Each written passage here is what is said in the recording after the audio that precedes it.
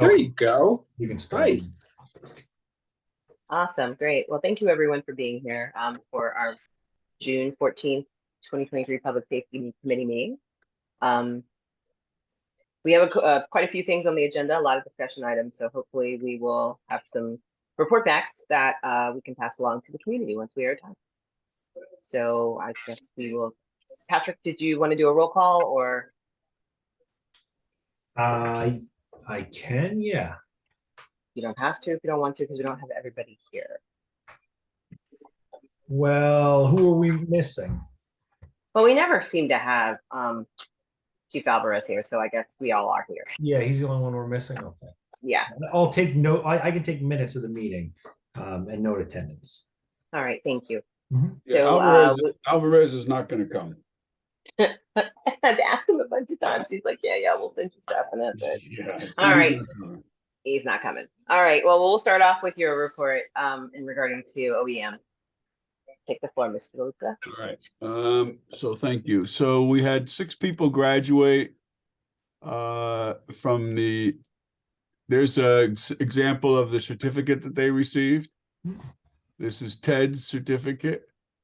They graduated on the 3rd, which was which was Saturday. They had their last training, and at the end they completed it. So now we have a CERT team. How many people?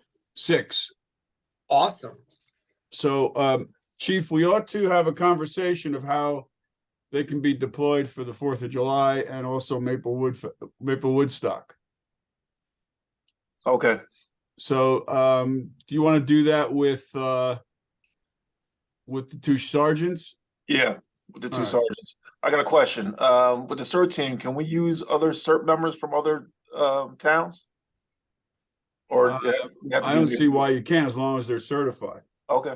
There's a few people in town who think that they're certified from the old days, but they're not CERT members anymore. We disbanded that. One Grandfather. person in particular who I'm thinking about. Uh-huh. So yeah, I think if I'm pretty sure they're interchangeable, because they're all, they all received the same training from the county. They all got those certificates. So Okay. 4th of July, and also Maple Woodstock. Maple Woodstock. And the 4th of July is on the 2nd. We're doing it on it, right? The We're fireworks. doing it on Fireworks. 2nd and on 4th of July. Right. Yeah, there'll be some activities in the park. Okay. Yeah, probably, if they can do both, that would be great. But the fireworks probably more important for crowd control. Sunday night, yeah. And then our emergency operation plan, we submitted to the county. They reviewed it. We submitted it with digital signatures. They now want real signatures. So I'm working with Detective Delias to get the sheets, and I'll be going around and getting different signatures from everyone. So, but we're all okay. It'll be submitted to the state. The county submits it to the state. So once we get it to them, there's also a letter, Mayor, that you and I will sign, submitting it. So I have to prepare that too. Great. So otherwise, we're all set for that. Nice Cool. work. Thank you so much for all of that, because yeah, it was a lift.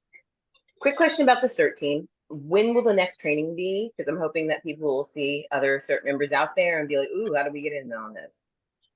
That's a very good question. It took, because of COVID, it took 3 years before they did this. So Okay. I don't know if Essex County will have one. There is people can do it online. Okay. So if we do get people and they are willing to do it online and I think there's tests that you take as you do it, then they can, they'll be certified also. All right, great. But I think the in-person probably won't happen maybe till next year. Great. Thank you so much.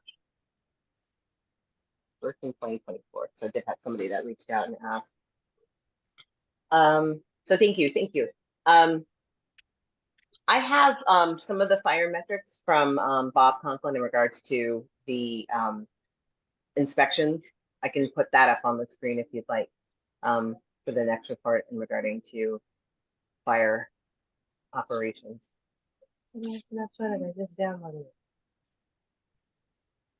There it is.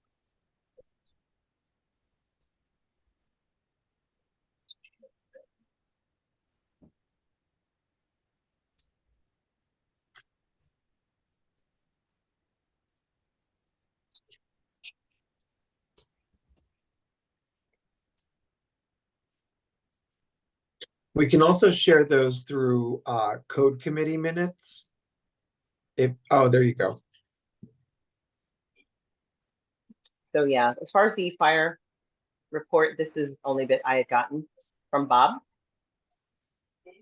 in regards to the inspection report for May.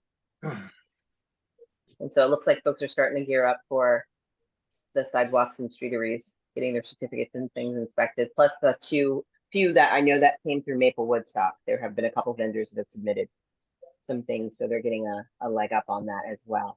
The Maple Woodstock committee met last week and had a conversation about how they would like the inspections to go, and they're going to be hard.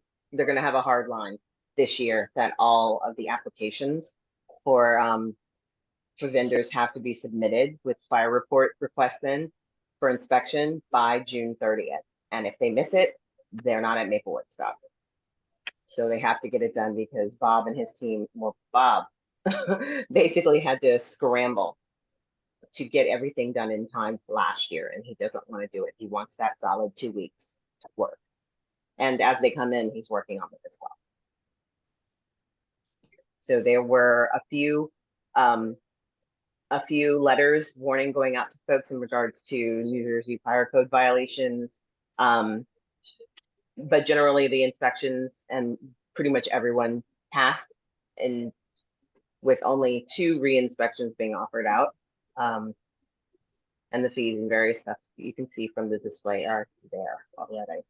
So one thing here, Patrick, when we set this up, previously our fire inspection our fire inspection process was going through the Maplewood Fire Department. And the administrative assistant, Dawn, she was the one who scheduled it. And Conklin and a fire captain split the inspections for life hazard and non-hazard. And for the smoke detectors, that was actually done by the firefighters. Mm-hmm.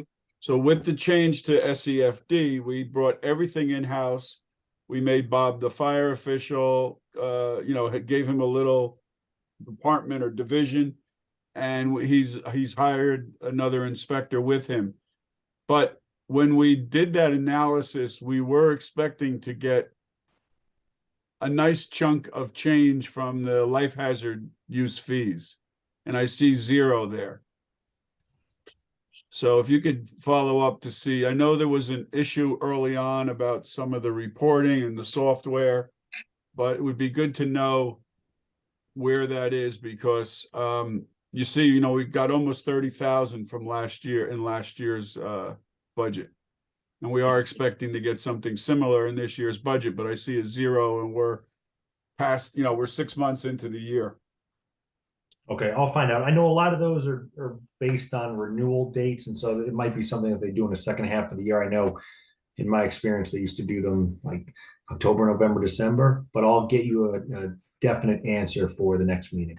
I think these are also the fees that go to the state and then they come back to us somehow or something, but so, I just want to make sure it doesn't drop off the table, because the whole idea was that this was going to be not fully self-sufficient, but we were going to have a revenue stream for this new office. Because now Bob and his associate handle everything. Okay. Thank you. Was there anything additional you wanted to add, Mr. DeLuca? We're still ready on July 1st to move all the firefighters off of our payroll and off of South Orange payroll. And we will have a couple of 2 or 3 resolutions on next Tuesday's TC agenda, dealing with extensions of various agreements we have with SEFD and with South Orange. Awesome. Thank you very much. All right, moving on. Let me close that because we can't move on to the thing that's still open.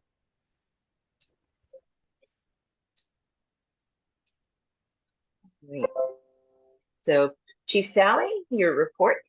I have your metrics available when you're ready to go to that part. I can put those on screen, but wanted to get some information, follow up with you, reporting on the Pride training that the police department did, as well as the Pride event that happened at the park. Yeah, the training we did, it wasn't through Maplewood. We hosted it. It was the LGBTQ plus liaisons, law enforcement liaisons through the state. So there was liaisons throughout the state, different police departments that came out. Officer Diane Gill, who is our liaison, set everything up, and they had the training at D Hart Park inside the center there, and it was well attended. I didn't stay the whole way, but it dealt with mental illness and also it started off with the basics of of learning about the LGBTQ community, and it was a place where people can ask a lot of questions and things that such. So that was very successful.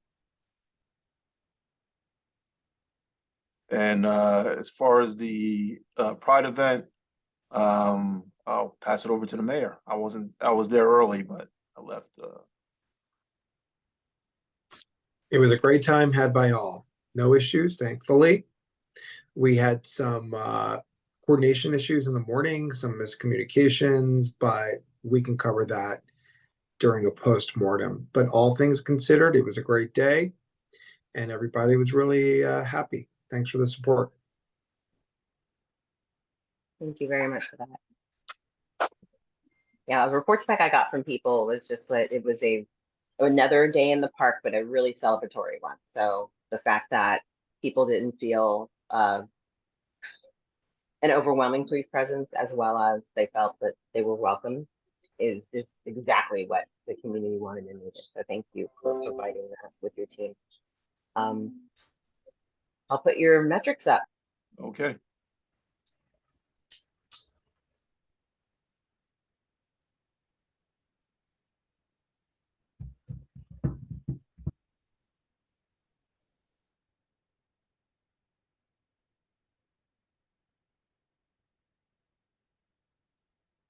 All right, so this is for April. I'm just gonna read 2023 on the left column, 2023. So we had 2 robberies in April. We have 4 aggravated assaults. We had 1 burglary, 13 thefts, and 7 auto thefts. So if you scroll down to the 2 robberies we had, that was 200 Boyden Avenue. That was carjacking, robbery. The second one was Irvington Avenue ATM machine. Person was approached by a black male who exited a black vehicle and demanded he hand over the money. The victim handed over the money, and actors fled on Chancellor Avenue to Irvington. So those 2 jobs, those 2 robberies, we have clears on those 2. We have them identified. I think we already have 1 arrested, and then we have a arrest pending. So those are 2 that are completed. The 4 aggravated assaults are all cleared as well. Either have arrests or identified, or there's going to be an arrest. So those are all cleared. The burglary that we had in April on Newark Way, that's also clear. So that we have arrests on that one. The 13 larceny and thefts, those are, our car rummagings, our package thefts, shoplifting, and so on. And we had 7 auto thefts. I'm gonna move away from the monthly report. I'm just gonna go. I have the UCR report up to date, up until May 31st. So last year at this time, up to May 31st, we had 11 robberies. We have now currently 5 robberies. That's a 54% decrease. Out of the 5 robberies, we have 4 of them are cleared. So they're either, we have an arrest or there's gonna be an arrest very soon. So out of the 5, we have 4 clears. Assaults, in 2022 at this time, we had 31. This year at this time, we have 40, which is an increase of 29%, but out of the 40, we have 39 clears. So we cleared 39 of the 40 assaults. Most of them being domestic, but the more serious ones, the aggravated assaults, we have clearances in those. And if you remember, the one clearance we have is the aggravated assault we had at the Maplewood Diner on Springfield Avenue, where the person threw a substance on the waitress. We made an arrest in that. Larcenies or thefts, we have 68 at this time in 2022. In 2023, we have 71. We're up 4% in that. Motor vehicle thefts, last year this time we have 53. This year we have 28. So we're down 47% in vehicle thefts. So with those stats, I just want to first, say to our detective bureau, headed by Detective Lieutenant Pomerisi, that these guys are, clearing all these cases. They're working hard. They're following leads, and they're, doing very good police work. Detective Zuhowski, Detective Rella, Detective Rodriguez, and Detective Delias. I think the best management thing I did since I've been chief was to move Detective Delias from admin to investigations, because he's doing a lot of good work over there, as long as with the other detectives. Also, with our details and our patrol officers going to the locations we're telling them to go to, that's helped in actually reducing some of these major crimes that we're having. So again, 11 robberies last year, 5 this year. We're in those areas. And also when we do have the robbery, our guys are doing a great job of doing investigation. Just recently, we had the jewelry store, the robbery, break-in. You probably seen it on News 12 with Union. Our guys are part of that investigation. We're working with the state police. We're working with Union, Scotch Plains, prosecutor's office. And, we believe it's, a ring of these guys that are doing these type crimes. And I could talk more about it off when we go into executive session. Thank you. And thank you all for the hard work that you've been putting in.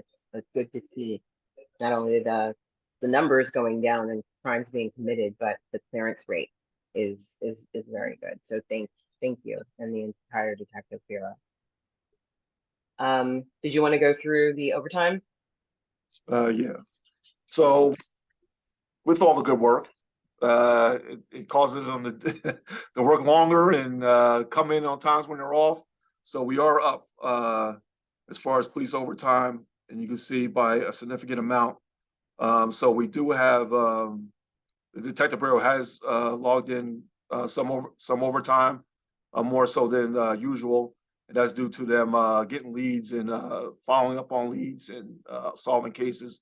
But also a lot of it is from vacations have started. So we have to fill the vacation slots. We have certain minimums we have to have officers cover for those times when people are off. And then we have sick time as well. So the sick time, the vacation time, and then also detective investigations is causing extra overtime in those places.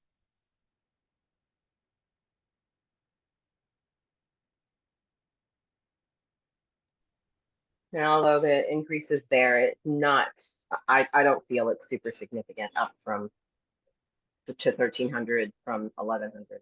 That doesn't seem like a great number. So with all the increased work and all the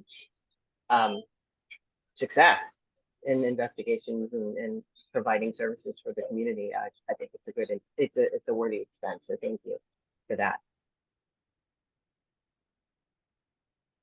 Did anyone have any questions for Chief Sally in regards to the reports? I have a question. Go ahead, Vic. Go ahead. I have two questions, but not necessarily related to the reports. Me too. Okay. Well, I will stop sharing screen and you can ask away. If Chief Sally's ready to answer. Go ahead, Vic. Chief, at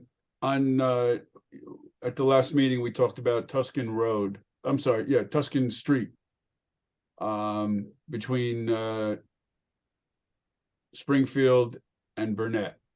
And you were putting a detail out there. Did you get any information on how we're doing with speeding? Yeah, so we did over 25 details in that area. However, we were in the process, and we just completed certifying. Every 2 years, we have to certify our officers in radar detail and radar certifications. So now they are now they have their certification. So that was going on through that process. Also, our radar units in the vehicles have to be certified and everything else. All that was going on. So now all the radar equipment's in there. Guys are certified, but we have been doing the details, and we have issued a few summonses to that location. But we're gonna revisit those locations with the radar and everything else. So we have been doing the details. Burnett, Rutgers, Tuscan, DeHart Park is the areas we've been doing the details. Okay. And the summonses, most of the summons that have been issued were like failure to stop, like at the stop sign or different locations. Those are important. Right. Yeah. Right. Okay, and the second question or comment is that a resident sent me a flyer that was sent to her by someone in Oregon that had some really right-wing groups that were coalescing and were planning to do an action or a demonstration somewhere in New Jersey, and it wasn't to be announced until they made the decision, and it was a quiet, it's a closed group and all that. I guess the question I have for you is, do you get from the state police, you get that intelligence? Do they monitor that? I know we probably don't monitor that, but does the state police monitor that? And does that information filter down to you? Yes, they do. We have a thing called CoreStat. We meet twice a week, and that information is sent down to the municipalities and agencies that get that kind of information. So we're on alert. Also in our Chiefs Association meetings once a month, that comes out. Also the Rock in Newark, they send that information out. And and even when we're not in the meetings, that information is sent out by email. Situational awareness, they call it, and then we get that information. Okay. And if you remember when we were having the the synagogue threats, all that information was sent to us, and that's how we were able to send our units over there. Just it was not specific, but it was just kind of like New Jersey wide, so we know how to respond to that. Okay, great, thank you. And when we have a big event, such as like the Pride event, we notify. They might not send anybody, but we notify the county sheriff's department, so they're aware in these meetings. Thank you. Chief, you reported that assaults remain pretty strong in terms of quantity, and that a majority of those are domestic violence or intimate partner violence related. I know that we had brought to your attention a couple months ago, maybe just a month ago, I don't know what day it is anymore, that our domestic violence response team was dwindling, and we needed new members, and we wanted to sort of market it out there to those who wish to volunteer. What are our efforts toward that? Yeah, I know Deputy Chief Malloy has been working on that. She made a few phone calls, notified a few people. I haven't spoken to her to see where she's at with that, but she has been working on it. Can you give us an idea of what that's like in terms of recruitment and training? Yeah, I don't have all the information. Deputy Chief Malloy has the info. And also Connie Fields is in charge as well. Sergeant Fields. So they have been working on that. I know I know they have to go for training. I don't know how long or location, but they do have that information. I have to follow up with them to get that for myself. Appreciate that. Thanks. And I note that we have two members from our community board on police who are with us. If we can have them converted over as panelists, Alexis and Blue, so that they can participate, please. Thank you.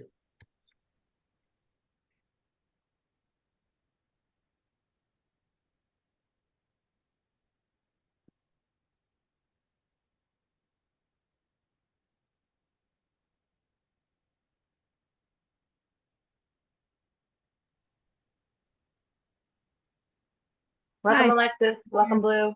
Thank you. Hi, everyone. Hi. So Chief Sally was just giving his report in regards to some questions from Mayor Daffis and committee person DeLuca in regards to the domestic violence training, how we communicate or how we get information about groups possibly coming in and potentially causing situations in our community, as well as a report back on the Tuscan Street. I had a bit of a follow-up question in regards to Tuscan Street. With all the construction that was going on, I don't know if you were able to get a fair assessment of what commute time is really like on a morning with the kids, just because of the roads being kind of, the last week and the week before have just been chaos. It really is a game of trying to figure out how to get to school every day at a different route. So I don't know how much that was effective, if it's something that you guys or the team can go back and reassess before school comes out. We're almost done. It's only a few more weeks, but there's still a little bit of time to be able to go back and get some numbers on that. So I'm hoping that you'll be able to do that as well. So the engineer has authorized our consultant, Dynamic Traffic, to put meters in the street. So they'll be monitoring the speed and also the composition of the kind of vehicles, trucks, cars. And we're aware of the schedule. And I contacted Mr. Kittner and said we need to get this done as soon as possible because we want to capture the school traffic. I think the chief is doing radar for enforcement, not to collect data. Correct, Right. Chief? Okay. That's correct. You're the Okay. hammer. Yeah, yep, And I'm sure most of the people you're stopping are local people.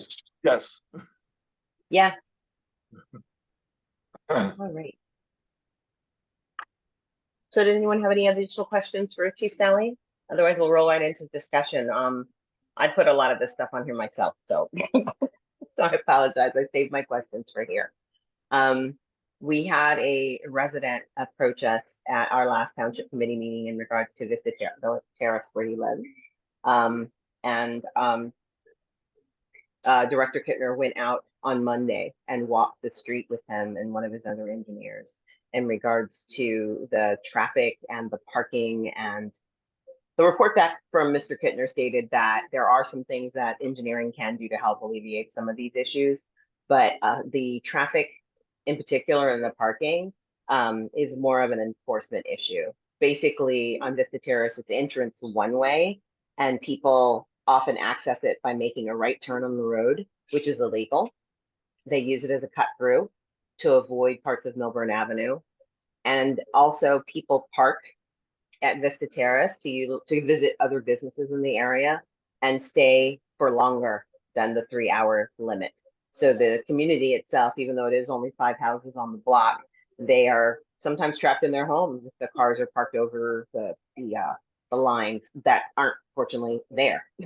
So one of the things Mr. Kittner is looking at doing is putting in additional paint to remind people where people are supposed to park. But the enforcement aspect of it is really what the concern was for the neighbors, the residents there. They were feeling ignored.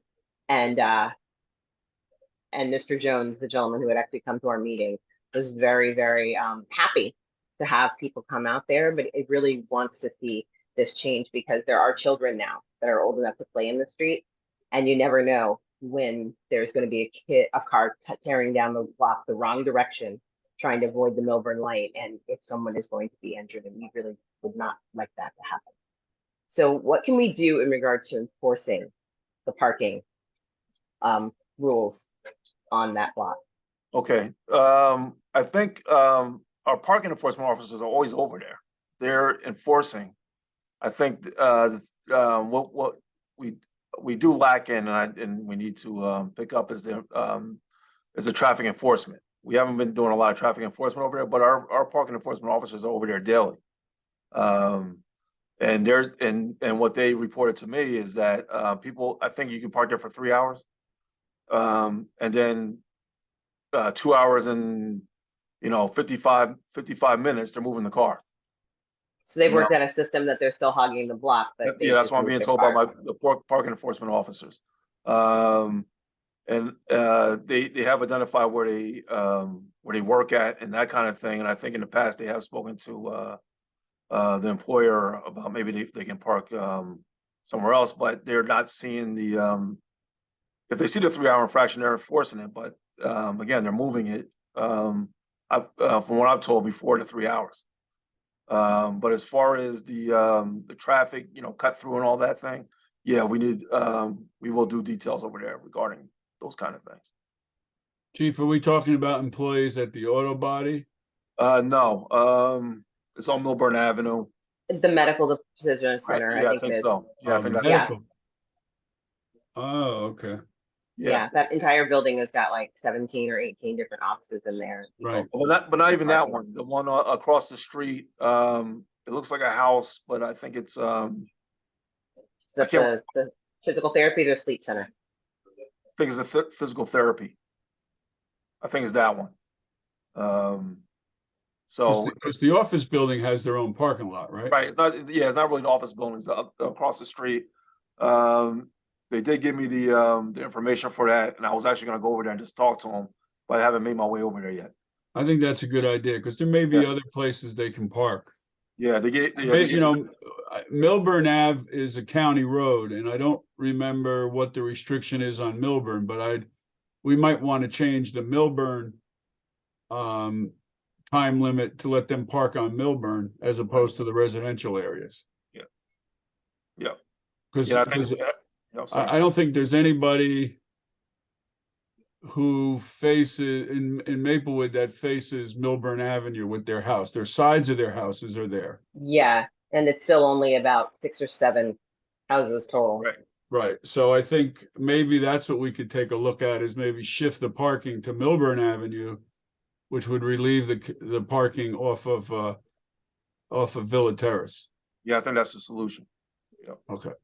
And if we need to get, we can, I believe we have the right to do a parking ordinance there from the way we have an agreement with the county, but if not, we can just get the county to do an ordinance. Yeah.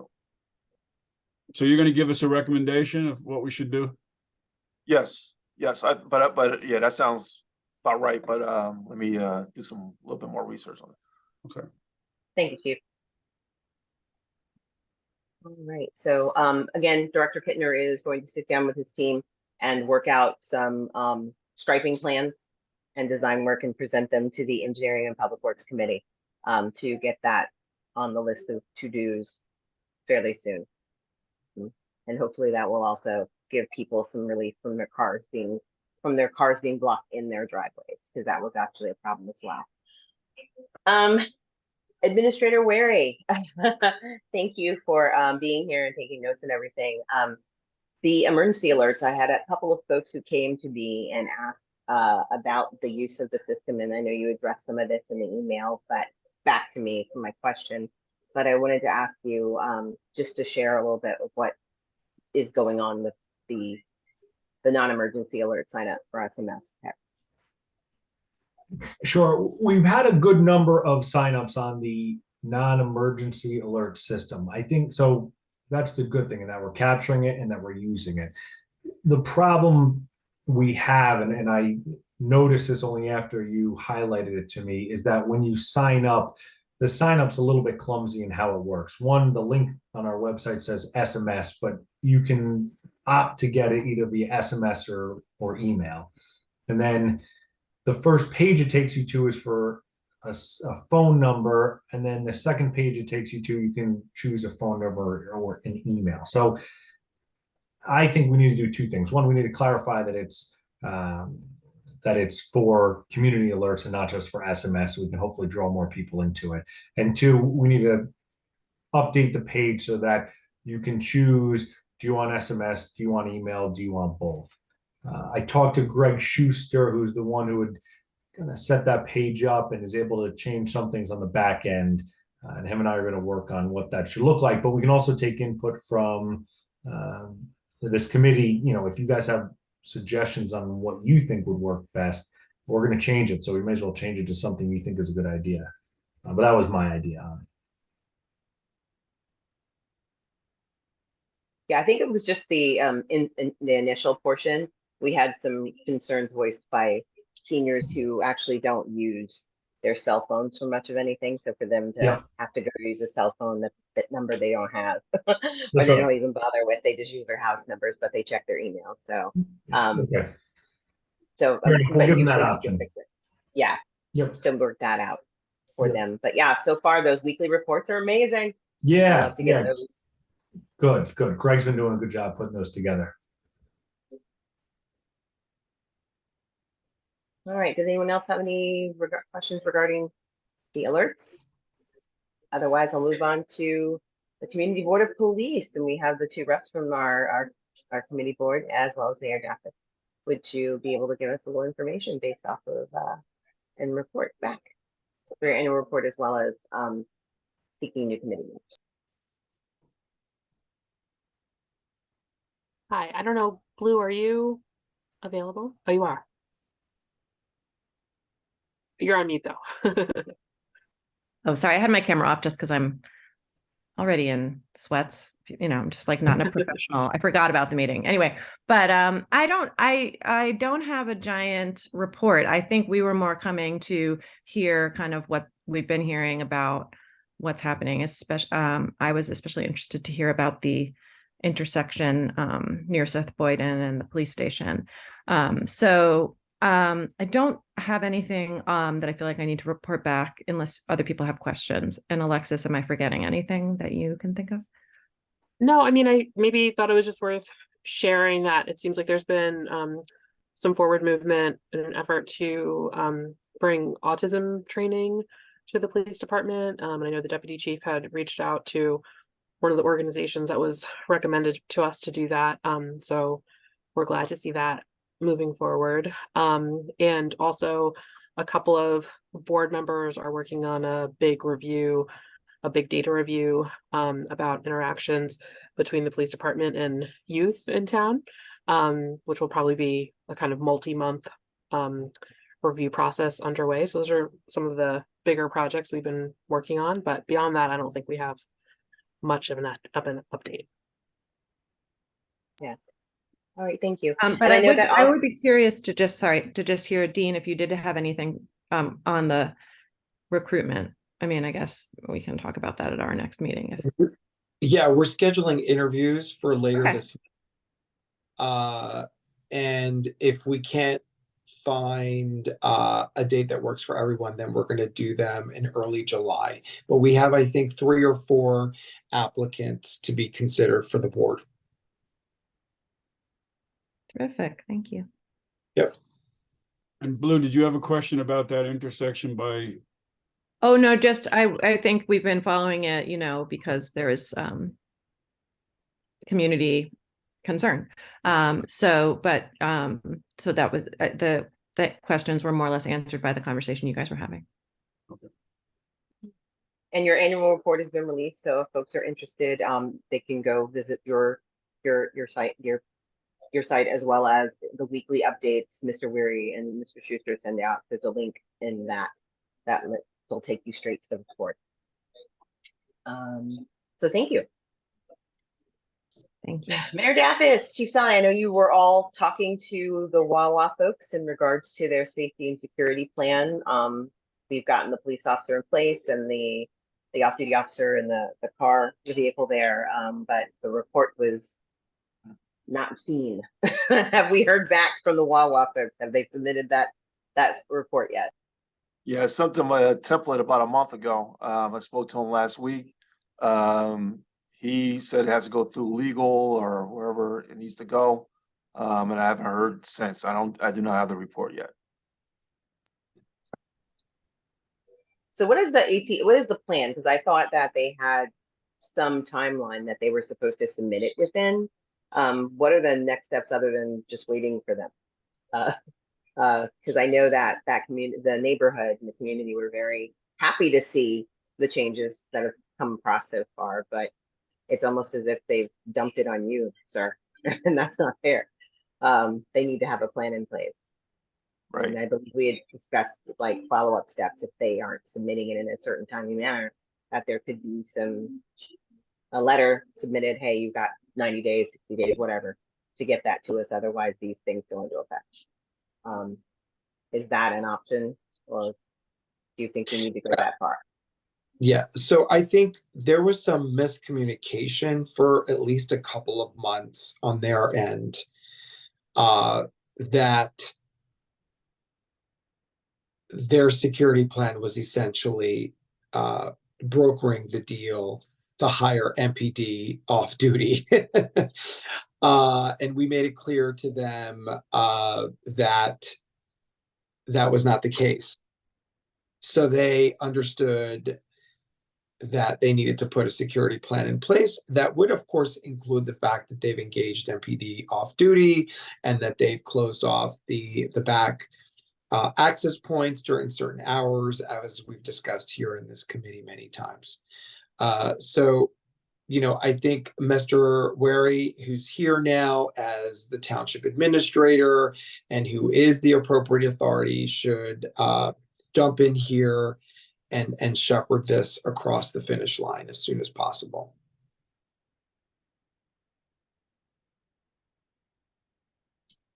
All right. I'd like to share just the section from the code. So Patrick, you might want to remind them that their ability to serve gasoline from 11 to 6 is based on meeting these standards, having a security plan in place that's pre-approved by the chief. And then these other, number 2 about the noise and light, and number 3 complying with the noise ordinance. So this is in our code. You see the reference there, 137-5. So I know, there was, as the mayor said, there was a little confusion there, but I think we can give them a time period that they have to respond, or else they could lose this privilege. I think that would wake them up.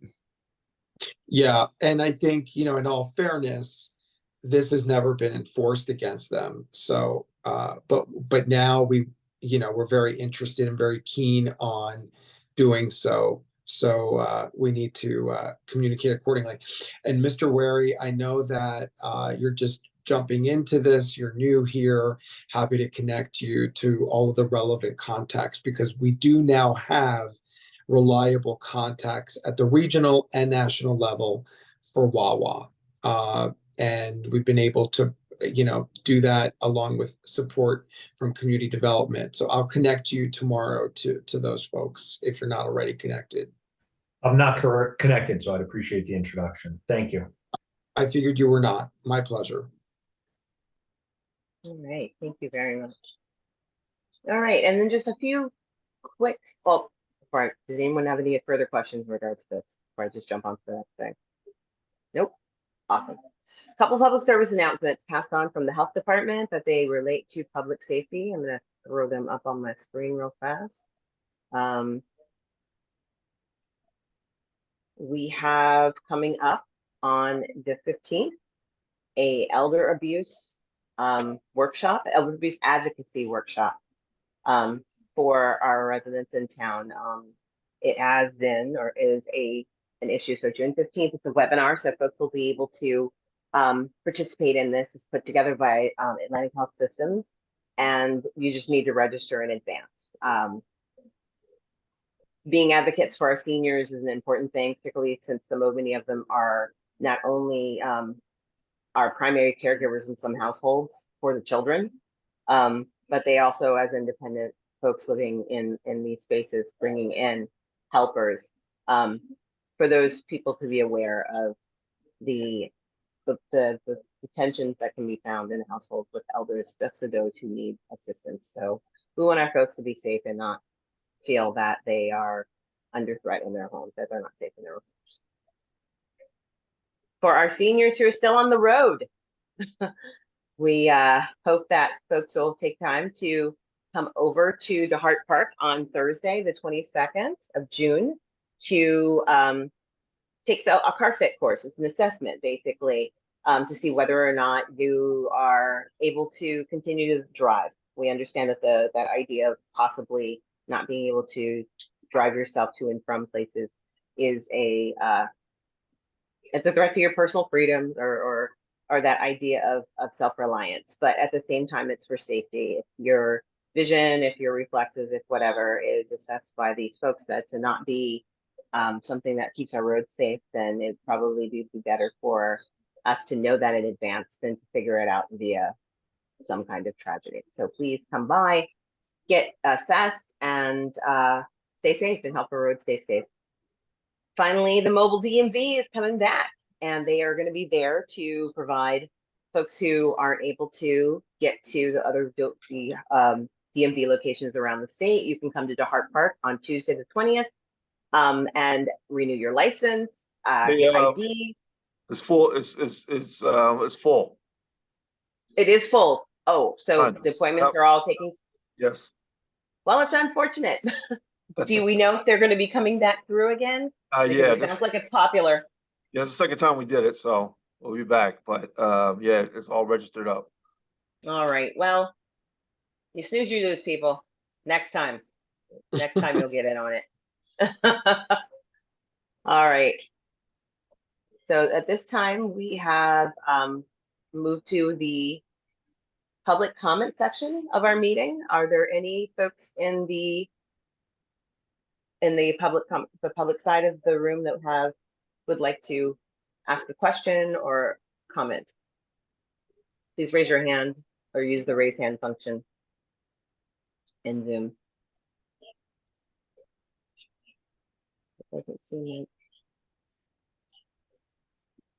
Doesn't seem like we have any questions. Does anyone here have questions or things you'd like to bring up in discussion or discussion ends up?